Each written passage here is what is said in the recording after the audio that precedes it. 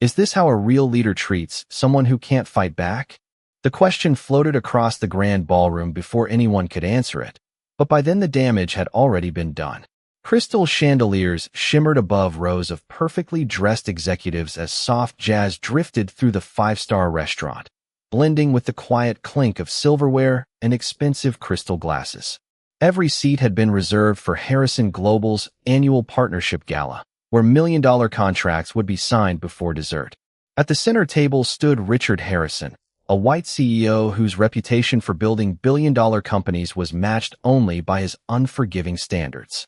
His charcoal suit looked as flawless as the marble floors beneath him, and every conversation in the room seemed to pause whenever he spoke.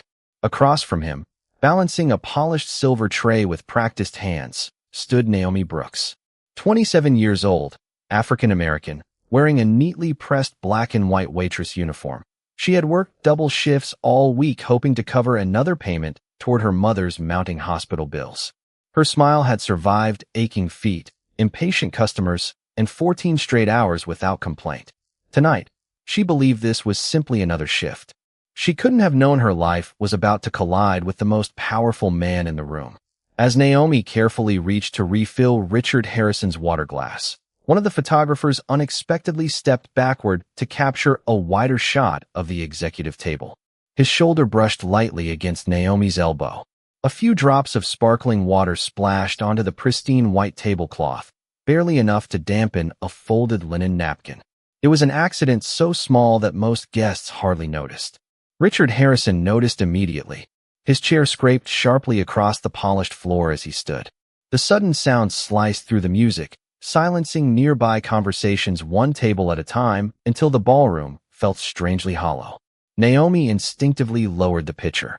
"Sir, I'm so sorry," she said quietly, already reaching for a fresh napkin. Richard didn't look at the tiny spill. He looked directly at her. His expression carried the cold certainty of a man who had spent decades believing mistakes deserved public correction. "Do you people receive any training at all?" he asked loudly enough for half the ballroom to hear. Every nearby face slowly turned toward Naomi. Some executives exchanged uncomfortable glances. Others pretended to study their menus, unwilling to become part of the scene unfolding before them. Naomi's fingers tightened around the folded towel, but her voice remained steady. "It was an accident, sir. I'll have everything cleaned in just a second." Richard folded his arms. "An accident?" His tone carried across the room with effortless authority. "This evening is worth more than most people earn in a year, and you think accident is an acceptable explanation?" Naomi felt heat rise into her cheeks, yet she refused to let humiliation steal her composure. She carefully blotted the few drops of water without rushing, just as she had been trained. The spotless white cloth absorbed every trace within seconds, leaving almost no evidence the spill had happened at all. Yet the silence surrounding her had become heavier than the mistake itself.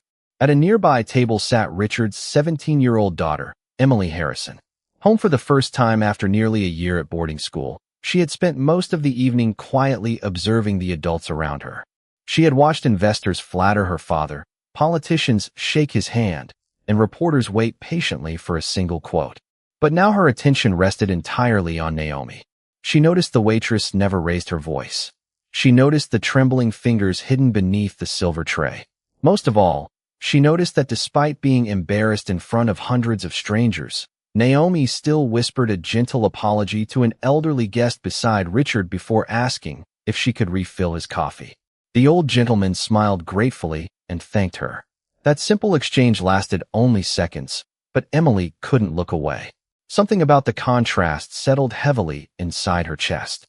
Around the ballroom, conversations slowly resumed, though quieter now, as if everyone sensed the evening had shifted in a way no expensive decoration could disguise. Richard Harrison believed the moment was over. Emily Harrison was just beginning to realize it had only begun. Naomi Brooks carried the empty water pitcher back toward the service station with measured steps, refusing to let anyone see how deeply the last few minutes had shaken her.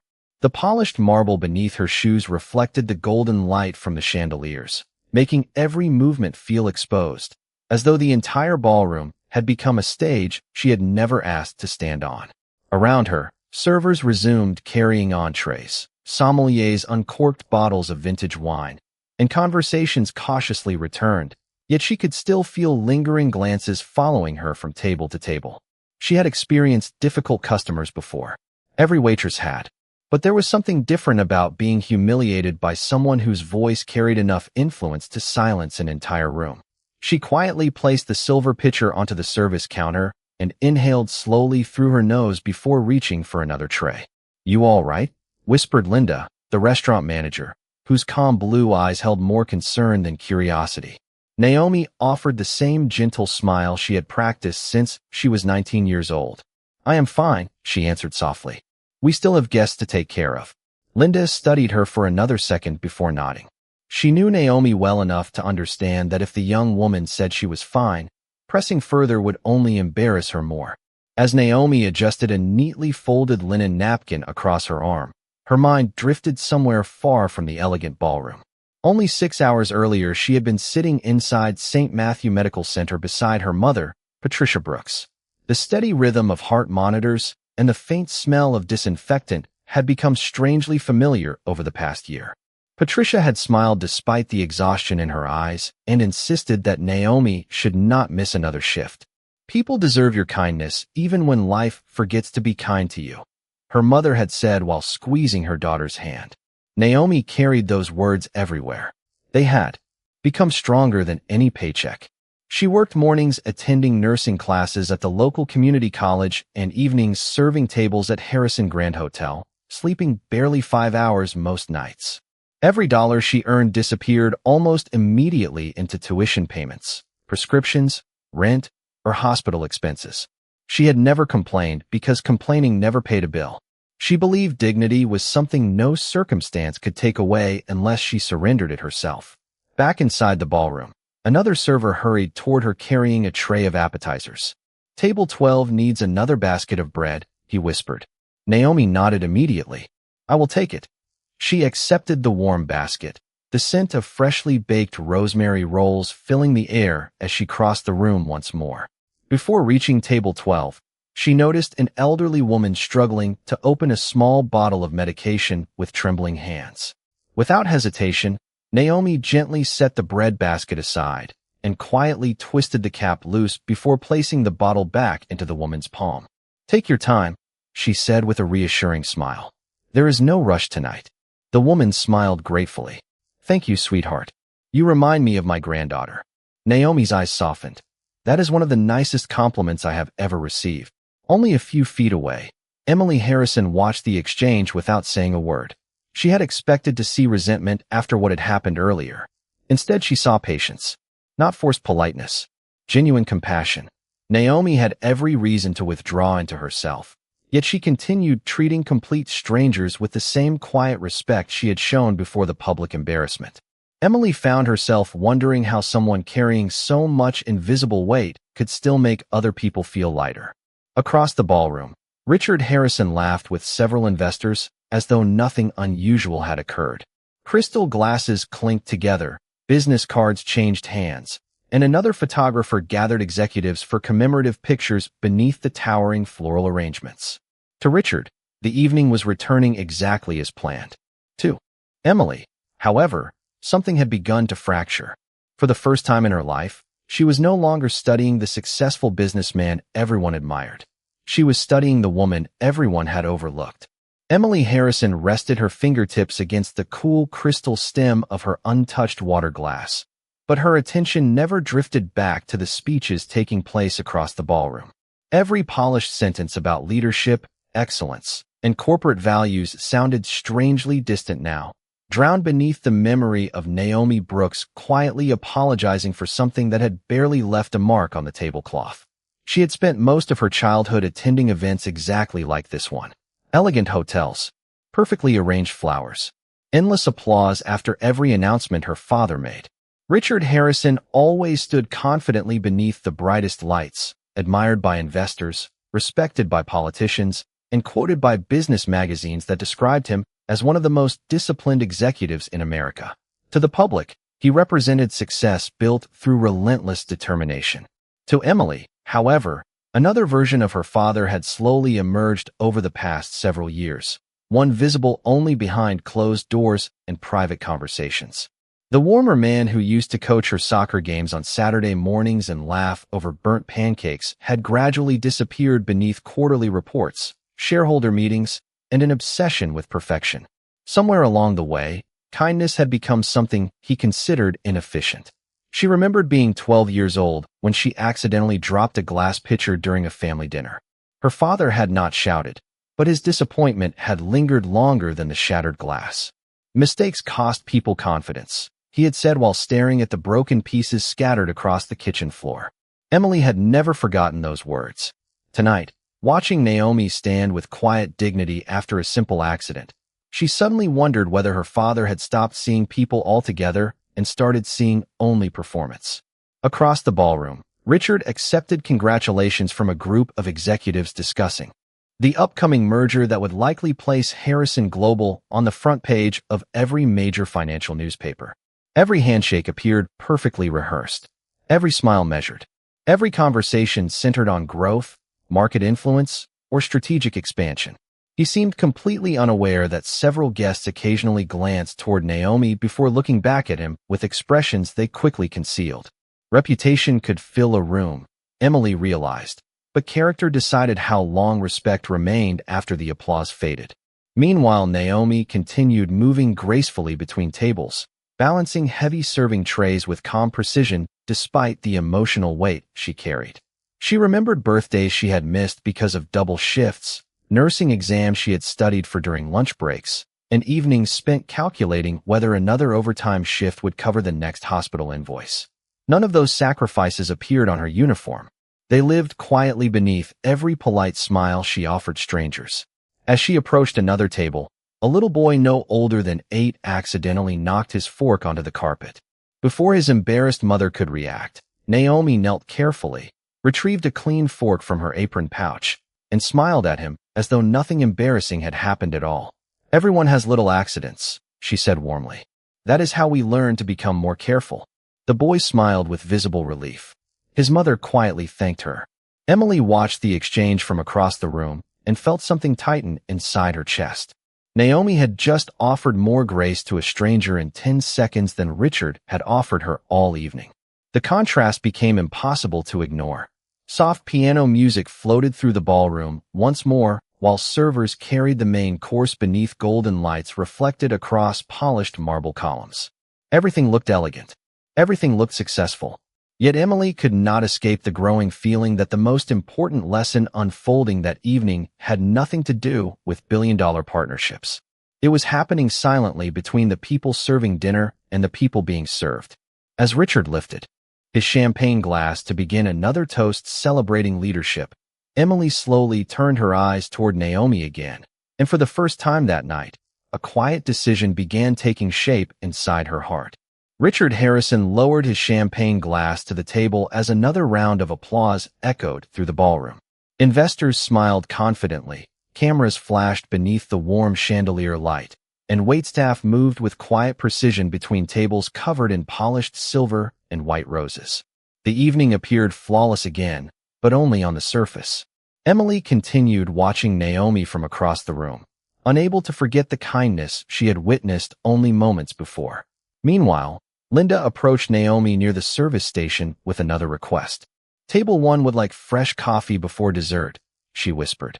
Naomi nodded immediately. "I will take care of it."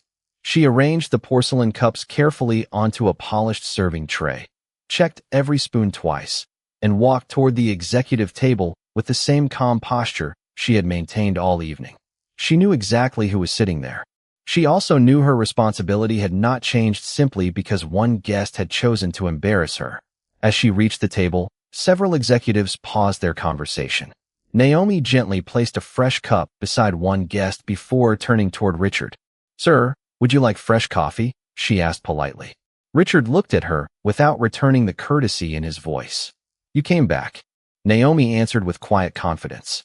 "I am still responsible for serving your table." A faint smile appeared on the face of one elderly board member seated nearby, impressed by her professionalism, but Richard noticed it immediately. His expression hardened. "Interesting," he replied. Most people would avoid another mistake. Naomi carefully lifted the silver coffee pot. I understand your concerns, sir. I assure you, I will be very careful. Richard leaned back in his chair, crossing his arms as several nearby guests instinctively stopped speaking again. Careful, he repeated. If being careful mattered, we would not have had this conversation in the first place. The silence returned, heavier than before. Naomi slowly filled the coffee cup without spilling a single drop. The rich aroma drifted into the air as steam curled upward beneath the ballroom lights.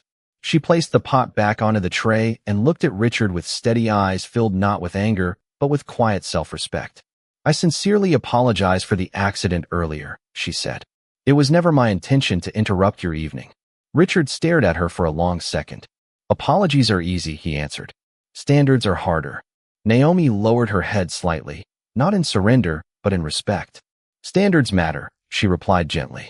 That is why I came back to finish my work instead of letting one mistake define the rest of my shift. The words were calm, almost soft enough to disappear beneath the music, yet they lingered in the air longer than anyone expected. Several executives exchanged thoughtful glances. One woman quietly lowered the business folder she had been reading. Even the photographers stopped adjusting their cameras for a moment. Richard seemed surprised that Naomi had answered without raising her voice or challenging him. There had been no excuse, no resentment, only dignity. Before anyone could speak again, a nearby guest accidentally brushed his own dessert spoon onto the floor.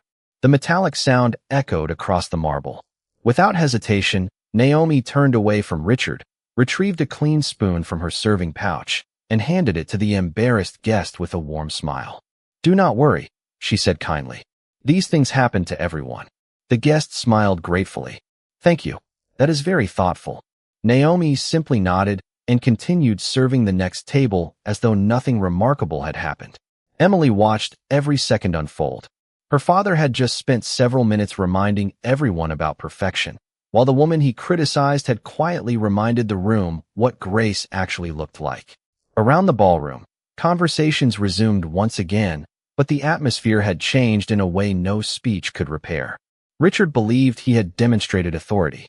Emily was beginning to understand that real strength rarely needed to raise its voice at all. The ballroom settled into another carefully polished rhythm as dessert plates arrived beneath the warm glow of crystal chandeliers. Yet an invisible tension lingered in the air like the final note of a song that refused to fade.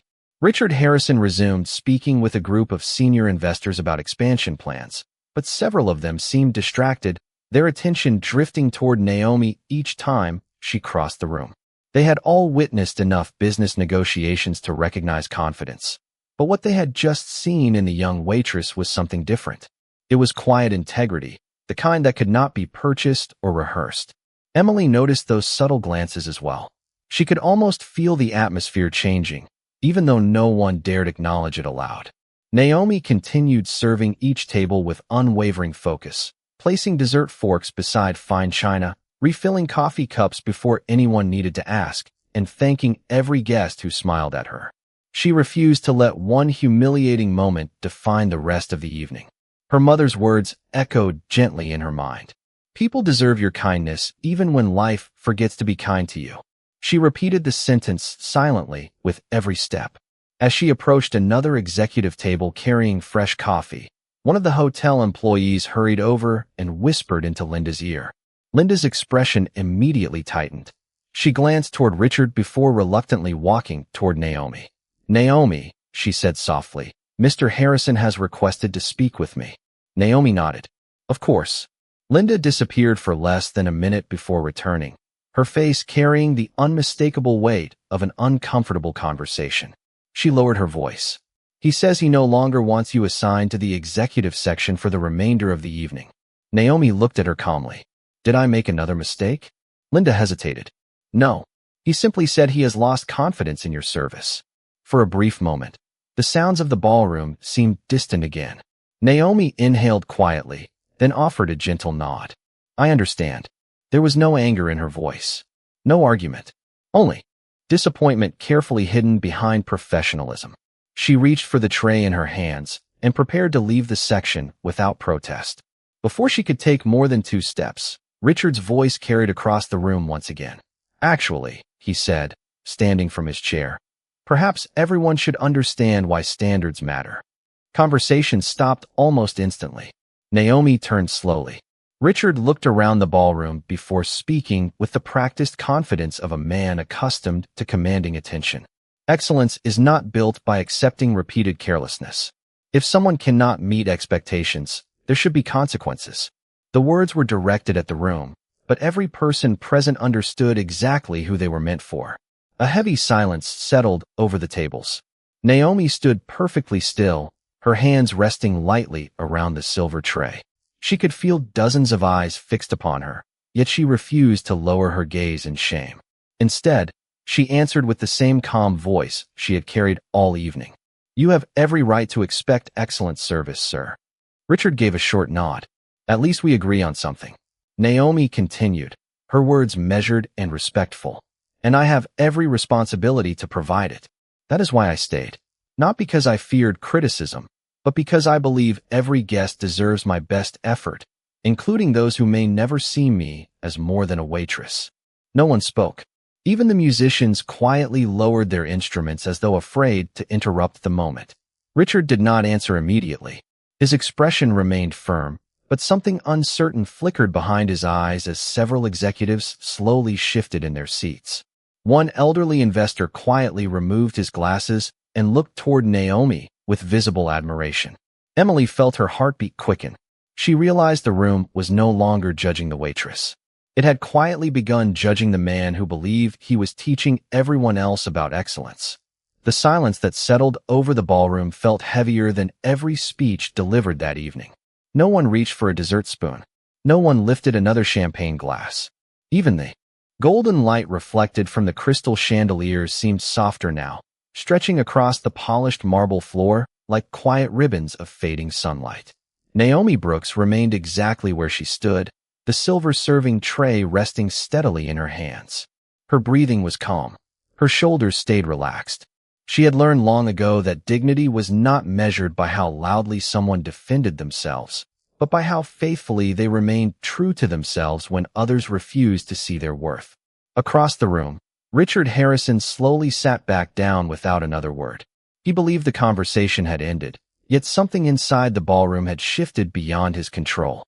The investors who had eagerly agreed with every opinion he voiced earlier were suddenly thoughtful instead of enthusiastic. Several guests lowered their eyes toward their coffee cups rather than meeting his gaze. Others quietly watched Naomi continue standing with remarkable composure. Emily Harrison noticed every subtle change.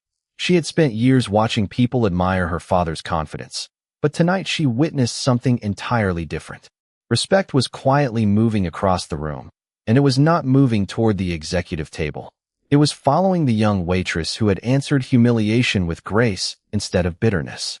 Naomi gently placed the serving tray onto a nearby service cart before smoothing the front of her uniform with careful hands. The fabric was perfectly pressed, but she instinctively straightened it anyway, almost as if reminding herself that no harsh words could wrinkle the person she had worked so hard to become. She remembered sitting beside her mother only that morning as rain tapped softly against the hospital window. Patricia Brooks had smiled despite the fatigue written across her face. "Never let someone else's anger decide who you become," she had whispered. "People may forget your job title. They rarely forget how you made them feel." Naomi closed her eyes for only a brief second, holding those words close like a warm blanket against winter air. When she opened them again, she quietly picked up another stack of dessert plates and resumed working, not because anyone demanded it, not because she wanted approval, because serving others with care reflected the woman she had chosen to become long before this evening began. At the far end of the ballroom, Emily slowly stood from her chair. She did not move immediately. Instead, she watched Naomi stop beside an elderly couple celebrating what appeared to be an anniversary.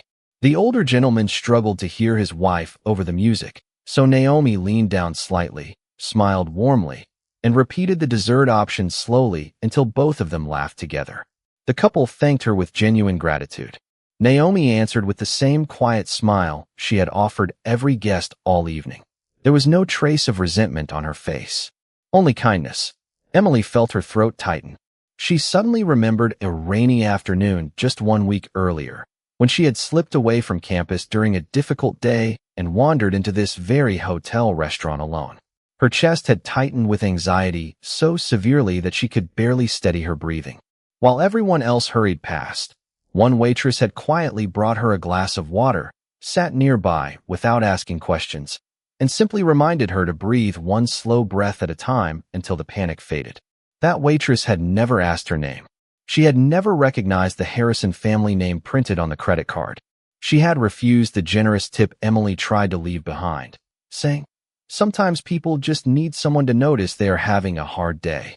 Emily had never forgotten those words. Now, staring across the ballroom, she finally realized why Naomi's face had seemed familiar from the very beginning. The woman standing quietly beneath the golden lights was the same stranger who had shown compassion when nobody else had even looked her way. Emily drew one slow breath as understanding settled over her heart. The room remained silent, but inside that silence, a truth too powerful to ignore had finally found its voice. Emily Harrison set her napkin quietly on the table and rose to her feet before she had fully decided what she was about to do. The movement was small, yet in a ballroom where every gesture was carefully observed, it drew immediate attention. Conversations that had only begun to recover faded once more into silence. Richard Harrison glanced toward his daughter with mild surprise, assuming she was simply excusing herself. Instead, Emily walked away from the executive table. Her heels echoed softly across the marble floor, each step steady beneath the glow of the chandeliers. Naomi Brooks had just finished placing fresh coffee beside an elderly couple when she noticed the young woman approaching. She recognized her immediately, the anxious college-aged guest from the previous week, the young woman whose hands had trembled so badly she could barely hold a glass of water. Naomi offered the same warm smile she had given then. "Good evening," she said gently. "I hope you are doing much better." Emily stopped only a few feet away. For a brief moment, she could not speak. The kindness in Naomi's voice sounded exactly as she remembered it, untouched by everything that had happened earlier that evening. Finally, Emily nodded. "I am," she answered softly. "Because of you." Several guests leaned forward, sensing something unexpected unfolding. Richard watched from across the room, confusion replacing confidence. Emily slowly turned until she faced not only Naomi, but the entire ballroom. "Last week," she said clearly, "I came here alone. I followed her. I was having one of the worst anxiety attacks of my life. I could barely breathe. People walked past me because they thought I wanted to be left alone." She paused, taking one slow breath. One person noticed. Emily looked back at Naomi. "She brought me water. She stayed nearby, without making me feel embarrassed. She reminded me to breathe. She treated me like I mattered before she knew anything about me." Naomi lowered her eyes slightly, almost uncomfortable receiving attention for something she considered ordinary. Emily continued, her voice growing steadier with every sentence. "She never asked who I was. She never knew I was Richard Harrison's daughter. She refused the extra money I tried to leave because she told me kindness should not come with a price tag." A quiet murmur spread through the ballroom. Richard's expression slowly changed. Emily turned toward him. There was no anger in her face, only disappointment that felt even heavier. "Dad?" she said, her voice carrying effortlessly through the silent room. "The woman you embarrassed tonight is the same woman who helped your daughter when nobody else even noticed she was struggling." Richard remained motionless. Emily took another step closer to him. "She treated me with dignity when she believed I was just another stranger." Her eyes never left his. "You treated her without dignity after knowing exactly who she was." No one reached for a glass. No one whispered. Even the musicians stood completely still beside the stage. Emily's final words landed gently, yet they echoed through the ballroom more powerfully than any speech delivered that evening. "She did not protect me because of our last name. She protected another human being. That is what real character looks like." Richard's fingers slowly loosened around the stem of his champagne glass. For the first time that night, he looked at Naomi not as a waitress carrying a silver tray, but as the person his own daughter had trusted during one of the hardest moments of her life. The confidence that had filled every sentence he spoke earlier quietly disappeared. Around the ballroom, investors, executives, hotel staff, and guests watched in complete silence. The room had witnessed many successful negotiations beneath those glittering chandeliers over the years, but none had carried the weight of this single moment, when the strongest voice belonged not to power, but to truth. Richard Harrison remained standing without realizing he had risen from his chair. The ballroom had become so still that the faint hum of the air conditioning seemed louder than the conversations that had filled the room only minutes earlier. Every executive, every server, every photographer waited for him to speak. For the first time in years, words that had always come so easily refused to appear. He looked across the polished marble floor toward Naomi Brooks. She stood quietly beside the service cart with both hands folded gently in front of her, neither expecting an apology nor demanding one. She simply waited with the same calm dignity she had carried throughout the evening. Richard lowered his eyes for a brief moment before slowly walking toward her. His expensive leather shoes echoed across the silent ballroom, each step feeling heavier than the last. Emily watched without moving. She recognized the expression on her father's face. It was not defeat. It was realization. When Richard finally stopped in front of Naomi, the distance between them measured only a few feet, yet it felt as though he had crossed years of assumptions in those few quiet steps. He looked directly into her eyes, no longer seeing only a hotel employee in a neatly pressed uniform. He saw a woman who had carried responsibility with grace, compassion without recognition, and professionalism without bitterness. He drew one careful breath. "Miss Brooks," he said, his voice noticeably softer than anyone in the room had heard all evening. "I owe you an apology." Nobody moved. Richard continued, choosing each word with unusual care. "Earlier tonight, I judged you by one small mistake instead of the many things you had done right. I spoke to you in a way that no person deserves to be spoken to. That was my failure, not yours." Naomi listened quietly. Her expression remained gentle, neither triumphant nor resentful. Richard glanced briefly toward Emily before looking back at Naomi. "My daughter reminded me of something I should never have forgotten. Character is revealed by how we treat people when there is nothing to gain." He paused again, the silence around him now carrying understanding instead of tension. "You showed kindness to my family without expecting recognition. I responded with criticism instead of gratitude. I am sincerely sorry." Naomi's eyes softened. She could see genuine regret replacing pride. She smiled warmly, the same sincere smile that had comforted strangers throughout the evening. "Thank you for saying that, Mr. Harrison," she answered quietly. "I accept your apology." Richard seemed surprised by how quickly forgiveness had been offered. Naomi continued before he could respond. "My mother always tells me that carrying anger only makes heavy days feel heavier. I would rather leave tonight with peace than with resentment." Several guests quietly lowered their heads, moved by the simplicity of her words. One executive slowly began clapping. Then another joined. Within seconds, respectful applause spread across the ballroom, not loud or celebratory, but warm and heartfelt. It was not applause for wealth, success, or influence. It was for humility and grace finding each other in the same moment. Richard did not acknowledge the applause. His attention remained on Naomi. "There is something else I would like to say," he admitted. "Leadership is often described as making difficult decisions. Tonight, I learned it also requires admitting when you are wrong." Naomi nodded gently. "The strongest people I have ever met were never afraid to learn." Emily felt tears gathering in her eyes as she watched the exchange. The distance she had carried inside her heart for so many years suddenly seemed a little smaller. Richard turned toward the ballroom and addressed every guest. "Tonight, I asked everyone here to value excellence. Miss Brooks reminded me that excellence without respect is incomplete." The room fell silent once more, but this time the silence felt warm, almost comforting. Naomi quietly picked up the silver serving tray again, prepared to continue her work exactly as she had before, because for her, kindness had never been a performance. It had always been a choice, one she intended to make again with every person she met.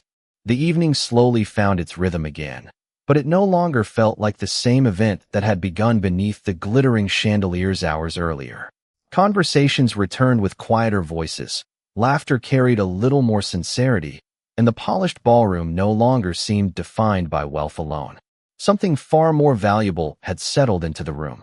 Naomi Brooks continued serving the remaining guests with the same gentle professionalism she had shown from the beginning of her shift. She delivered warm coffee, cleared empty dessert plates, and wished each table a pleasant evening without drawing attention to herself. If anyone had arrived only at that moment, they would never have guessed she had been the center of the night's most unforgettable lesson. Richard Harrison watched her from across the ballroom for several minutes before quietly stepping away from a circle of executives who were still discussing contracts and investments.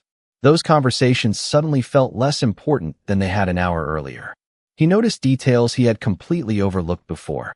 The way Naomi thanked every dishwasher who handed her a clean tray. The way she smiled at the elderly couple before helping them gather their coats. The way every member of the hotel staff seemed genuinely happy to work beside her. Respect, he realized, had been surrounding her all evening. He simply had not been willing to see it. Emily walked over to Naomi just as the last guests began making their way toward the ballroom doors. "May I help you?" she asked with a warm smile. Naomi looked surprised. "You are a guest tonight. You do not have to do that." Emily gently picked up a small stack of folded linen napkins from the service cart anyway. "Maybe not," she answered with a quiet laugh, "but I would like to."